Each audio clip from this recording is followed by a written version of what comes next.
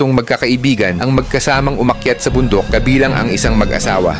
Nang nakaakyat na sila sa kalahati ng bundok at naghahanda upang maabot ang tuktok, biglang naging masama ang panahon. 6 sa kanila ang nagpumilit na ituloy ang pag-akyat sa bundok habang ang babae sa mag-asawa ay piniling manatili sa tent at maghintay dahil sa pagod. Gayunpaman, lumipas ang 3 araw at wala ni isa sa mga taong umakyat sa bundok ang nakabalik. Nagsimulang mag-alala ang babae, ngunit naisip na marahil ay masyadong masama ang panahon kaya sila ay naantala. Hanggang sa ika-7 araw ay tuluyang nakabalik ang 6 na lalaki maliban sa kanyang kasintahan. Sinabi nila sa kanya na sa unang araw ng pag-akyat sa summit, ang kanyang kasintahan sa kasamaang palad ay namatay.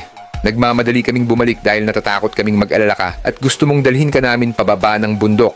Noong gabing iyon, bumuo ng bilog ang lahat at pinrotektahan ng babae sa gitna para magpahinga.